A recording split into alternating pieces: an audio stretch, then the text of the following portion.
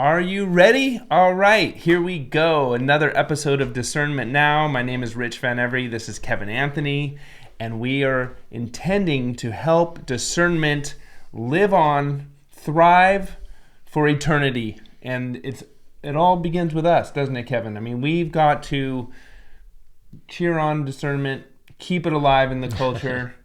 And it begins with every one of you. That's right. And we're just here to help you get better at that. Yeah, because we all need a little helping hand sometimes. It's a wacky, crazy world out there. There's a lot of things, and the one thing you want to be sure not to fall for is what they term learned hopelessness. That is a theme on this show, isn't it? Yeah, because at some point you just go, you know what? None of it matters anyways. Except it all matters a lot. All right. So we just have to manage through the weeds, right? We gotta somehow find our way through this jungle, and using discernment is kind of a fun way to make it entertaining at times, keep it lighthearted, but also stay aware and stay vigilant. Indeed. So let's start with the first story. We got a bunch of stuff here. Some of them are a week or so old, but they're still relevant, so hang in there with us. The first one is that if you've been following the Republican primaries, you've now seen that several candidates have dropped out. Not unexpected. That's the way it works. When they don't get enough votes in certain states, they have to make assessments about, how much money they're willing to spend and all that kind of stuff, and eventually they drop out. So obviously, Vivek is one of those people who has dropped out. Now, Why are we bringing up this? How is this relevant to discernment? Well, if you followed the primaries at all, you would have seen Trump and Vivek going at each other pretty hard. You also saw Trump going after Ron DeSantis pretty hard too, calling him, Ron DeSanctimonious and all this stuff. Now that Vivek has dropped out of the race, he's joined the Trump campaign. And they're suddenly buddies. And Vivek gave a very powerful speech, with Trump standing behind him. So here's the discernment piece. And that is, first of all, don't believe anything any politician says, number one. That's a good disclaimer, because I was just about to say, Yeah. The second thing is this, is that, when you're watching the political theater and you're watching what's happening, say, for instance, with the Trump campaign, a lot of it is theater. In other words, I knew from day one that Trump did not hate DeSantis or Vivek. In fact, I knew that he liked them quite a bit and that they would eventually be working with him. One, Trump likes to win. And two, it's just theater. This is the point I want you to get across. It is theater. Vivek could be absolutely horrible one moment, and Trump could be absolutely horrible, and they're bickering and fighting and calling each other names. And then it's like, okay, the people didn't vote for me, so I'm going to drop out of the race. And it's like, come on board, buddy, right? So don't pay attention to this nonsense. The media played up the Trump-DeSantis feud and the Vivek-Trump feud for week after week after week. And I told you then, and I'll tell you again, it was complete bullshit. Yeah.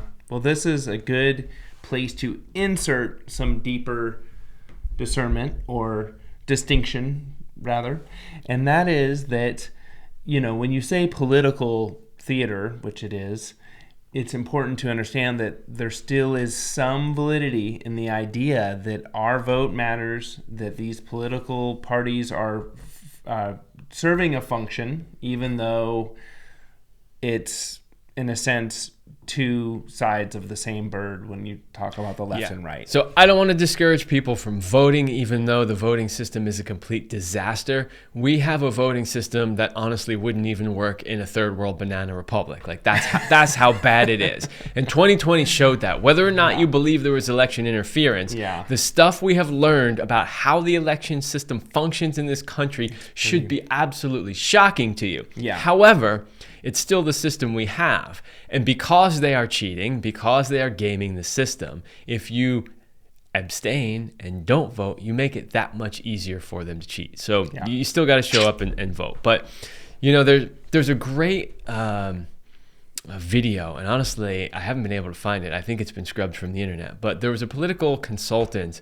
I think he worked for Reagan, and I can't remember his name off the top of my head. But basically, he said once, many years ago, that nothing is real in an election year. Nothing. Wow. None of the stories you see in the news, nothing is real in an election year. Now, keep this in mind too. We basically are in a perpetual election season at this point because now we have midterm elections. So every 2 years we have elections. Mm-hmm. But the thing is, they spend about a year and a half running for the office, right? Running for the election that happens in 2 years. So there's hardly a break in there. So there's basically no break. You get a couple of months, like from November when the election happens until about January, you get a break. Yeah. And then it's full on election season again. So what that tells you is nothing you hear ever in the media is real or from any of these politicians. Yeah. Not to say that there isn't sometimes a sliver of truth or actuality to it, but just to be on guard that a lot of it is hyped for if it bleeds, it leads, right? That's the media. Well, there's hype. There is just blatant misrepresentation. There are a ton of lies, just flat out lies mixed into it. I mean, divide. That's, I think, ultimately a big part of it. All right. Let's move on from that. Okay. I think you got the point on that one. We need to spend some time talking about January 6th. Oh, my gosh. Again? And a very specific part of January 6th, because there's a lot that could be said that could be hours of show. Where we're going with this, yeah. But I want to talk specifically about the pipe bombs that they supposedly found outside of the DNC headquarters, and I think it was the Republican headquarters. Yeah. It was another Republican building. Good disclaimer. So, that supposedly, that was good. Well, because there are so many facts that really do not add up, and there's a couple of things you need to know about that I think if you believe the narrative will probably shift what you think about it. Right. So a couple of things. One, the device itself, experts have looked at it and said, that looks just like a training device. So it was super crude. It was just a pipe with an egg timer on it. Okay. Super crude. Now, that doesn't mean somebody couldn't have made a super crude one. But everybody said that's the type that we usually use for training exercises, you know. Some other things you need to know. The Secret Service always does a bomb sweep beforehand. So the official narrative is that bomb was placed in the evening, and it sat there in a completely exposed location where anybody could see it for 17 hours. Wow. And apparently, the Secret Service bomb sweep didn't pick it up. That makes no sense. I don't believe that for a second. Yeah. Next, we have some security video of the man who discovered the bomb. So there's a Secret Service car, there's a police car, literally 20 feet away from where this bomb is. They're just sitting there in their normal position. Yeah. And this guy in a black hoodie with a black backpack comes by, sees the bomb, walks up to one of the vehicles, says something in the window, walks over to the other vehicle, says something in the window. Nobody seems to panic. Nobody is really doing much of anything. Then the guy walks away. So one of the questions has always been, why sort of the lackluster response to a bomb outside of DNC headquarters, right? Yeah. Well, that's an interesting tidbit. But another thing is they would never release the name of the individual who actually found the bomb. Right. And this has been a point of contention for people for a long time. Why won't you tell us who it is? This guy's a hero, you know? He saved the day, basically. Well, it turns out that we found out a little something about this guy. And it turns out that he was a plainclothes off-duty Capitol Hill police officer. Wow. Oh, what a coincidence. Wow. Huh. How about that, right? So did this make the rounds on the mainstream media more than I realized? Because I didn't hear a whole lot about it, except it trickled out, through. Well, no, mainstream media won't talk about any of this stuff. That's why we're covering it here. So, but it wasn't to frame the MAGA people that they had been behind this. Well, okay, so that's a great question. So yes, the entire January 6th, everything was to frame MAGA people. There's no doubt about that at this point. I thought this might be a little late add-in. Well, but this is also... So what's interesting is the bomb was discovered exactly 20 minutes before the certification of the vote was supposed to take place on the floor in the House. Okay.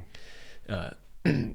The timer on the bomb was at exactly 20 minutes. What that suggests is that the bomb was timed to go off at exactly the time that they were going to certify the vote. And in case it didn't go their way, meaning that Pence intervened and it went for Trump, they could have exploded a bomb and immediately evacuated and called off the certification. That is a possibility. That is a real possibility. Okay. And it seems that since the vote went their way, they didn't need to use it, so they called it off. Now, so this was a live ammunition. This wasn't just a dummy. Well, do we know that for sure? We don't know that. No, we don't know that. But this is all theoretical. They say that it was, but Okay. we've been given no proof to indicate that it actually was, and all the experts who've looked at the photos we have of it are like, no. Right. So some other interesting things. Again, they claim that this was dropped off the evening before. Now, there's security cameras everywhere in this area. They refused to release video of the person dropping it, like who put it there. Right. But we know they have it. Yeah, they must have it, right? Recently, just recently, it came out that they happened to somehow find a Metro card that belongs to the person that they believe put the bomb there. And it also turns out that this person took the Metro to the location and then back to where they parked their car. They have security camera footage where he parked his car of him going back to his car, which means they know who it is because they have his license plate. So they have the Metro card and the license plate and the video. And it turns out that this individual happens to be a government contractor with a security clearance. Wow. Oh, another big coincidence. Oh, goodness. I mean, Do you it's not know- even, come on. Do you know what you have to do to get a security clearance in the government? They know everything about this guy. And you're going to tell me he just suddenly went rogue and decided to go plant a bomb? Oh, goodness. There is absolutely... This is why on. they won't release the footage of him actually dropping it there. Because they know as soon as we see it, we're going to go, yep. Could they be so sloppy, though? Would they? Yes, they could. Would they? Wow. Yes, they could. So they have tried very, very hard to cover all this up, not releasing names, not releasing any of the video that we know that they have. Unbelievable. They are absolutely 100% covering this up. Now, hold on. There's another fact you need to know about this. So the very, very, very soon to be Vice President Kamala Harris was actually in the building at the time the bomb was discovered. Why was she there? By the way, she was supposed to be on the floor in Congress because they were certifying the vote. She was about to basically be installed as Vice President of the United States, but for some reason, she's in DNC. Anybody know why? And they withheld that information for several years and didn't tell us that. Now, keep in mind, she is Vice President-elect. She's got the highest level Secret Service protection at that point, wherever she is, right? You're going to tell me they missed this bomb, they didn't know anything about it, they wouldn't tell us she was in the building. This is complete nonsense. Again, if the Vice President-elect were almost assassinated with a bomb, you think we might have heard about it? No, we didn't. So this is just like, I mean, my mind's a little bit melting on this. So, I mean, 2 years is a long time, right? Has it been more than 2 years? It's about 2. Well, it's been more than 2 years 3 since years? January 6th happened. That was right. January 6th, Right. So 2020. So it just Or seems like, 2021. is this a divisive a tactic as far as people's attention and media circulation right now? Because it's just like so late. I mean, it's so late. Well, because so the facts that we're getting now, the government isn't giving to us. They're being exposed by independent journalists who are digging into this, doing FOIA requests and speaking to people involved in it. And they're pulling out these little details here and there, and they're starting to put a picture together of what actually happened. Incredible. In my personal opinion, based on the facts that I have seen so far, I do believe it was absolutely an inside job. I believe they were fake bombs, and I believe that they were deliberately set to try to disrupt the certification of the vote. Wow. Yeah. Well, enjoy it while you can, folks, because the deep fakes are on their way. And they're already here. They're already here to some degree, but they're going to get so bad in the next few years that we are going to have a real tough time deciphering at all what is potentially real and what is not. So, the last thing I really want to say about this is, in order for them to cover this up as long as they did, you realize that this takes collusion from the DNC, from the Biden administration, from the FBI, from the Secret Service, from the local police. So they literally are all in on covering this up to some extent. Right. And so, if you're sitting there thinking like, how could this possibly happen? They're government employees. They have gag orders. It's all corrupt. Yeah, absolutely, they do. Yeah. Unless they want to lose their jobs and ruin their lives, then you could, be a hero for a day. That's part of it. Okay. On to the next issue. We got to talk about the Texas border crisis and all the stuff that's been going on down there. A big one. Okay, so I pulled this just before the show because I thought it was interesting. So the Del Rio border sector, which covers Eagle Pass, reported 152,000 encounters in the last 3 months of 2023. That's only in 3 months. Do the math if you want to know how many encounters they probably averaged throughout the year. That is a lot. Keep in mind, this border's been open for several years. Do the math on that. You can come up with numbers in the millions. And I will also point out that these are only encounters, meaning these are the people they actually caught. We know for a fact that there are many, many more that slip through that never have encounters with Border Patrol. So this border issue is absolutely huge. Now, Biden is saying that he can't do anything about it, and that it's the Republicans who are, stalling these border bills, and that's why the border is still open. But that is 100% not true, and I'll give you a few reasons why it's not true. Number one, the border was secure, and we had policies in place under Trump. When Biden came in via executive order, he ended all of that, and he opened the border again. He also has the power to rescind his own executive orders and put the rules and laws back in place. So right there, because he removed them via executive order, all he has to do is rescind his executive orders and everything is put back in place and the border is closed. And he won't do it. So he's lying to you. Number one. Yep. Number two, let me just read this to you. Section 212 of the Immigration and Nationality Act gives the President of the United States broad authority to implement immigration restrictions by proclamation. The statute allows the President to suspend the entry of any aliens or of a class of aliens or place restrictions on the entry of a class of aliens temporarily if he or she determines that the entry of such aliens would be detrimental to the U.S. interest. So right there, he again has the power to close the border and stop the mass illegal immigration. And he absolutely will not do it. Now, the first bill that they proposed was a typical one of these like pork barrel, insert a bunch of other things into the bill, bullshit that Congress does all the time. What they were trying to do was they were trying to get Republicans to approve more spending for Ukraine. And if they had signed that original border bill, that would have put some restrictions on the border, would have helped a little bit. Yeah. It wouldn't have solved the problem. No. And it would have sent a whole bunch more billions over to Ukraine. Yeah, like 60. So the Republicans were like, no. No, we're not signing this border bill so that you can have an excuse to send more money over to Ukraine. We're not doing it. Now, because they said no, the Biden administration then every day since that has said, it's the Republicans' fault, it's the Republicans' fault, it's the Republicans' fault. Apparently, they just came out with a new bill supposedly to address the border issue today. Well, I don't know if it came out today, but they're reporting on it today.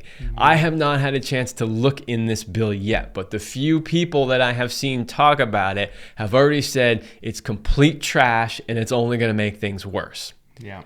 Not surprised. So yeah, maybe in the next episode we'll comment more on what that is, but just complete nonsense. So what do you need to know? You need to know that the border is wide open. You need to know that there are hundreds of thousands and at this point millions of illegals in the country. You need to know that there are NGOs, non-government organizations, who when these people come across are giving them, $2,000, a cell phone, and a plane ticket to anywhere they want to go in the entire United States. This is literally an invasion of the country, and it is well funded, and it is being done 100% on purpose. Yeah, these people are not just walking by foot from their origin. They are being shuttled, escorted.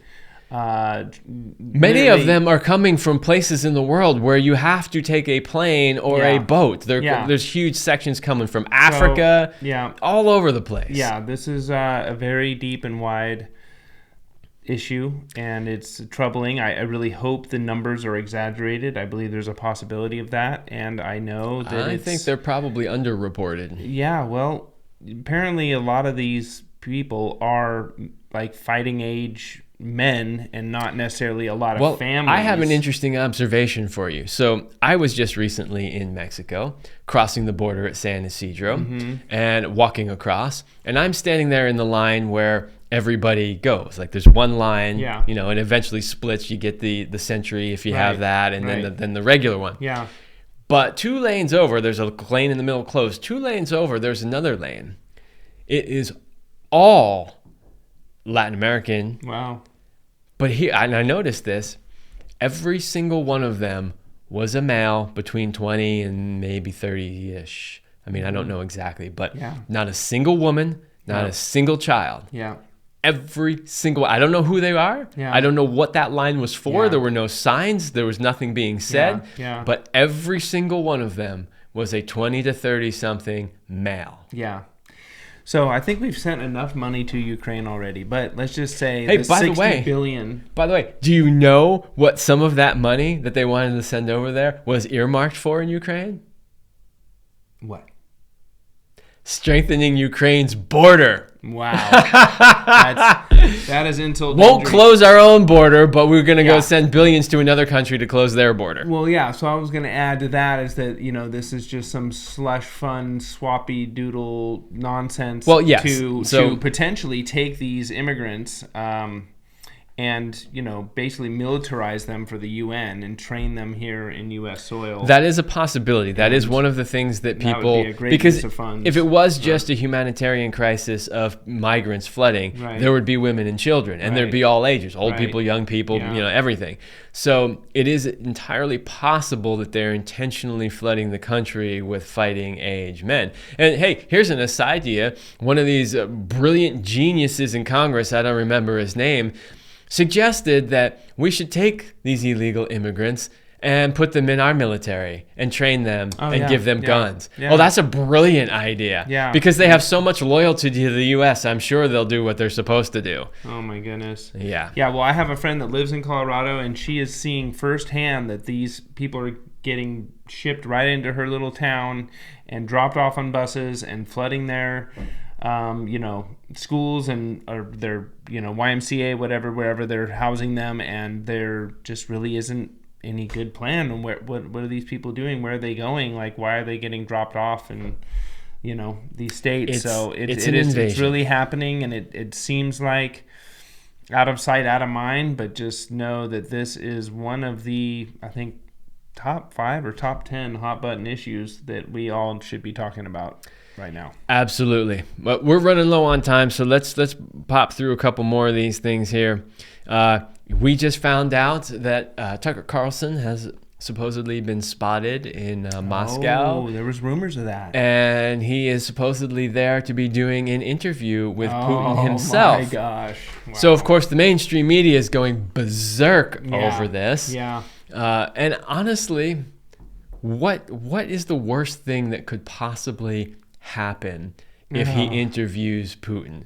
Like, Oh, nobody man. trusts anything that comes out of Putin's mouth, just like we don't trust anything that comes out of Biden's mouth. Right, Like, right. so he goes over there, he asks Putin some questions. Putin says all the things that, you know that he would say to the U.S. What's the big deal?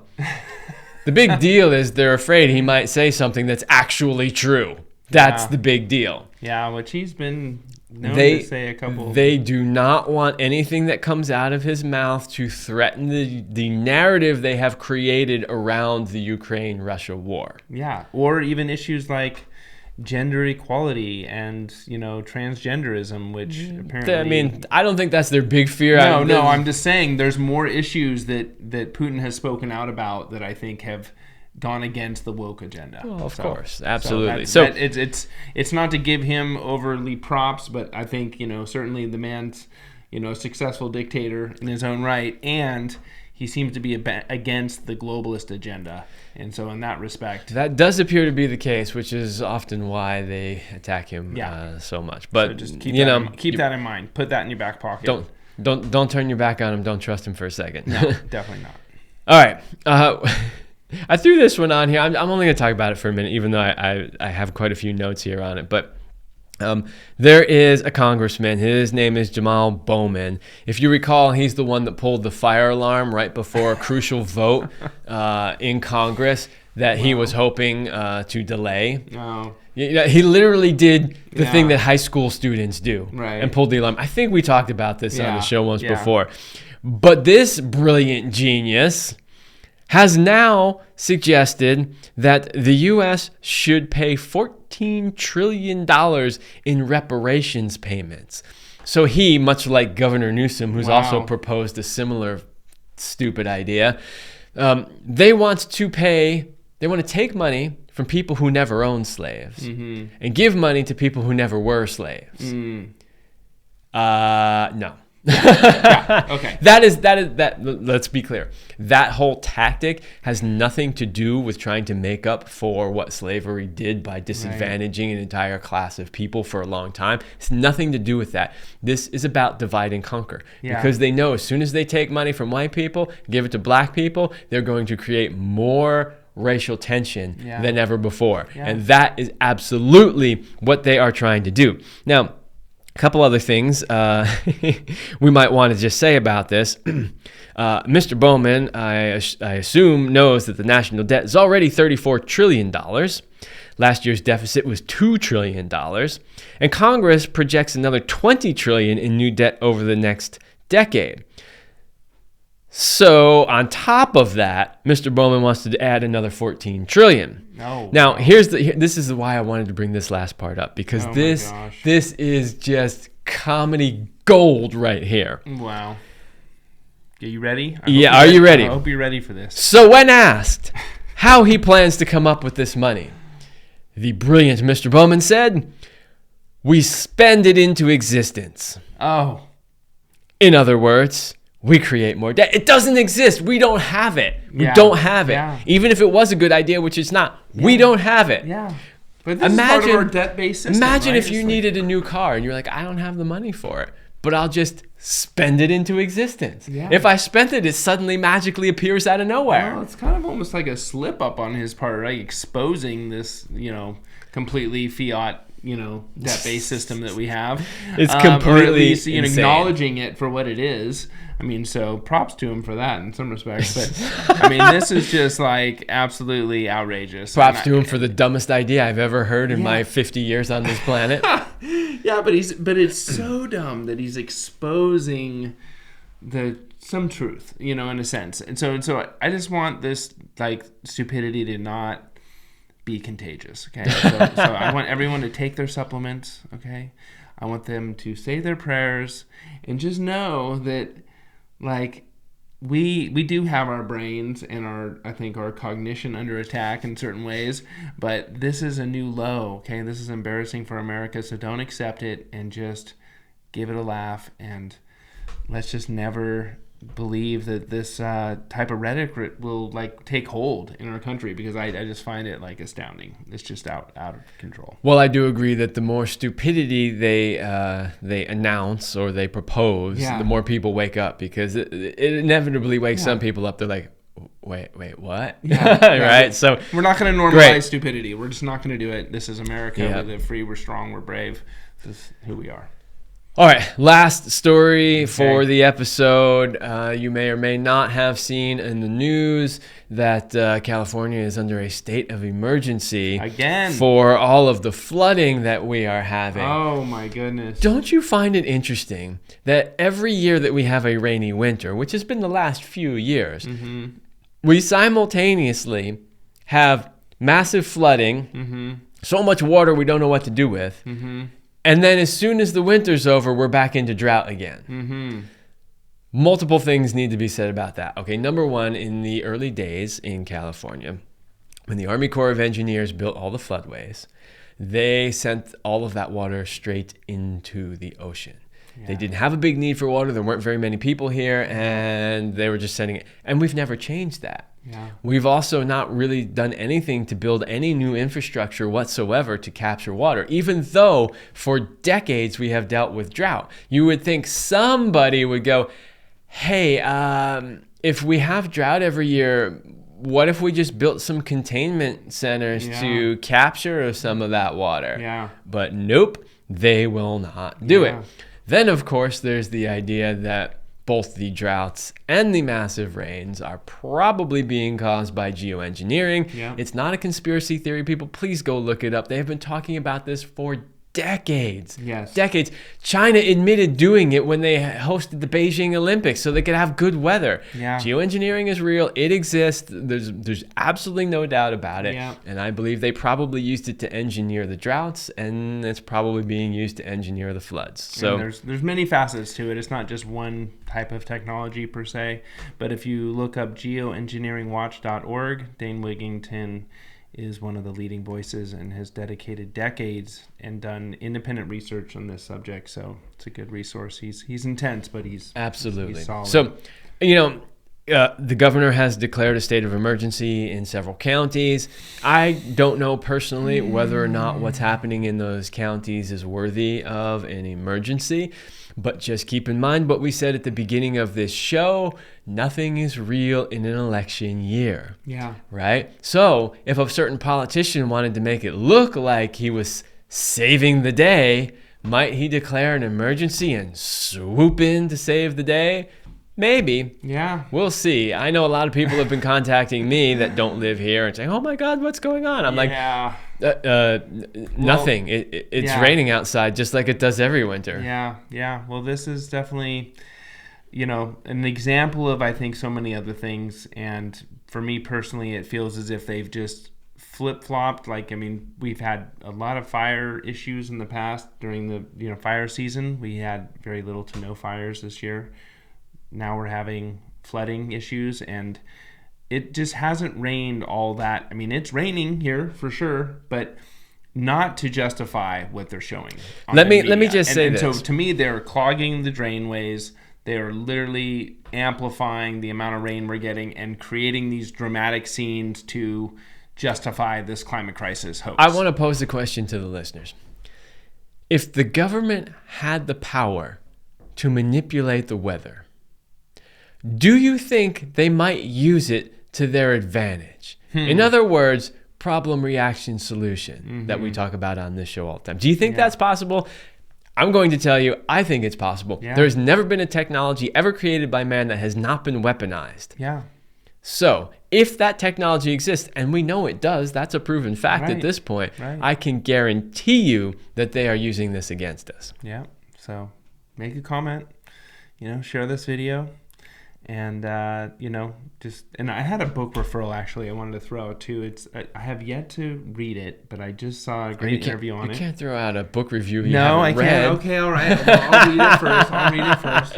Go ahead, tell them. I am reading Your Brain on Parasites. That is, I think, a fascinating one. But the other one is The Indoctrinated Brain. You can find it on Audible, and it is definitely part of this bigger conversation of what we're dealing with, and thinking for yourself, being able to think clearly and function as a normal human being.